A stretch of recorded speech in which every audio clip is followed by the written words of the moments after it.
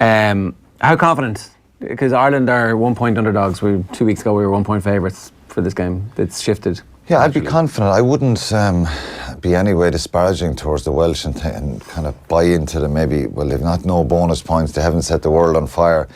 Just the way they can raise their game and their energy levels and their momentum and aggression when they have to, and they're incredibly fit. And any team that's coached by Sean Edwards and Gatland, they know how to get into the players' heads. They know how to inspire them, and they hate Ireland. Yeah, I wouldn't say they hate Ireland. He said that before. I think that's right, though. They do. There's a proper. These two teams hate each other. I don't know. I never hated the Welsh players, to be honest. I never hated them.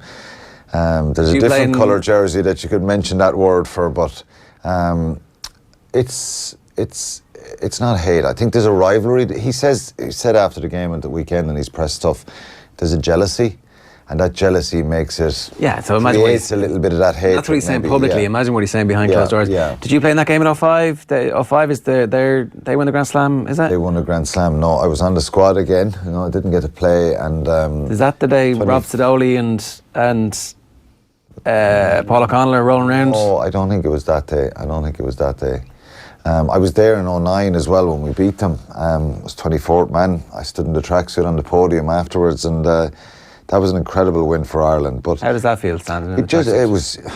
You a little bit sickened? Yeah, because I trained for 6 weeks. They won a Grand Slam, but you're talking about Leamy, Wallace, Heaslip, Ferris, who were ahead of me, and there's some players, so it was a really. You played all in that tournament? No, not a minute. Do you get a medal? 6 weeks. Got the medal at the end. Yeah, felt like a fraud. John Hayes always slags me. Said, what the hell are you doing up at the podium? You shouldn't have got any medal. Not in a bad way, if anyone thinks that's really mean. John Hayes and myself are very close, and we were able for that kind of slagging. But Shane Jennings was there as well, Gervin Dempsey. So I remember Declan Kidney stood in the bus when we got on afterwards saying, we couldn't have done it without the guys holding the tackling pads for 6 weeks.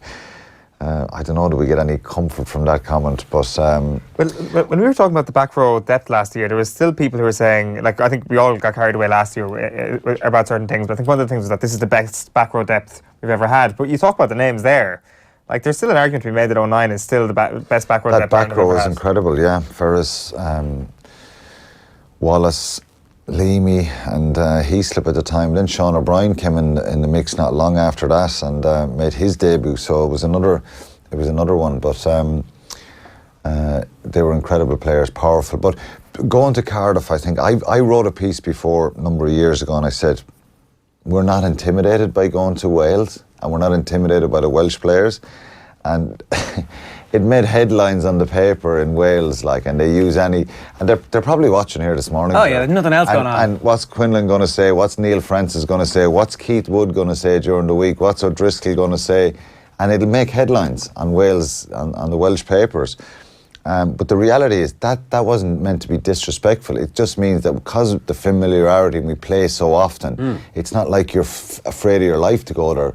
Whereas sometimes... You've just said it again, so that's it. We're not intimidated by the Welsh players. Yeah, but they're the same as they're not intimidated coming to Dublin. They don't see Dublin as this chaotic atmosphere that's going to frighten them. None of these players are frightened by atmospheres. The one thing is, that I will say is, we as Irish players love going and playing. In the old millennium, it's called a principality now, because it's a great stay. We've good memories. Leinster have won European Cups there. We have Grand Slam. But it is a great atmosphere. And if Wales get on the front foot, I tell you, the noise in there with the roof closed is phenomenal. So, would you rather see England or Wales win the championship? I'd rather see Ireland beat Wales on Saturday and not think about the consequences of what's going to happen. England winning the championship and getting an extra little pep in their step in advance for the World Cup. How bad is that? Yeah, and the thing is, if we win, England will win the championship. That France team beat Scotland. Totally getting, Scotland team is terrible. Yeah, not a hope. It's going to be that'll be over by half time. The question I'd ask you, would there be any comfort in us losing and Wales winning a Grand Slam and stopping England winning a championship? Well, you see, that's the alternative. It's a good question. But I'd be on your side of things. Do we really hate England that much more than Wales? Really? No, we don't. Exactly. I think winning 4 games after losing the first one, for me, was going to be a really good return. If we do that, great. If we don't, we still need a good performance on Saturday. If we were not to get a good performance, I think then the doubts, the question marks are back in. Yeah, I'm in two minds about the quality of the performance. If we win a crap game and it's 9-6... Oh, that's fine, yeah. It's grand. But if we lose a crap game, then there'll be question marks.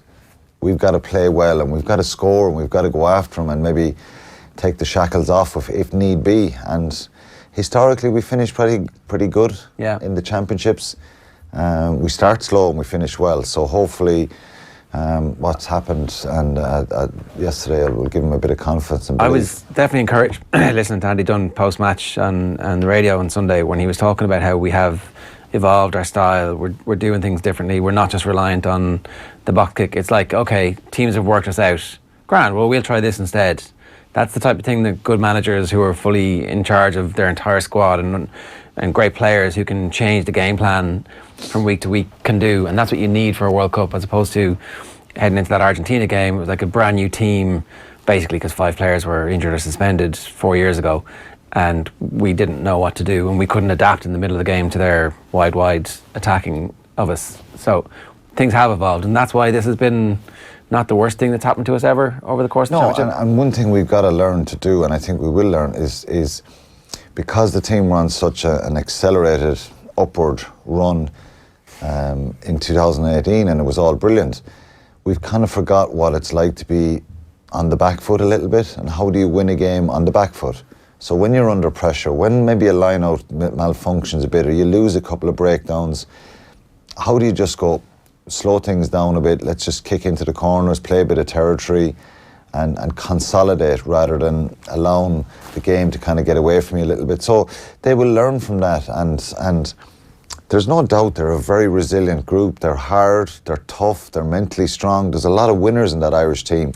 So, you know, hopefully we'll get a response and a performance on Saturday that challenges Wales. Wales are the team, and rightly so, they're going to be favourites, and they're a very, very good side.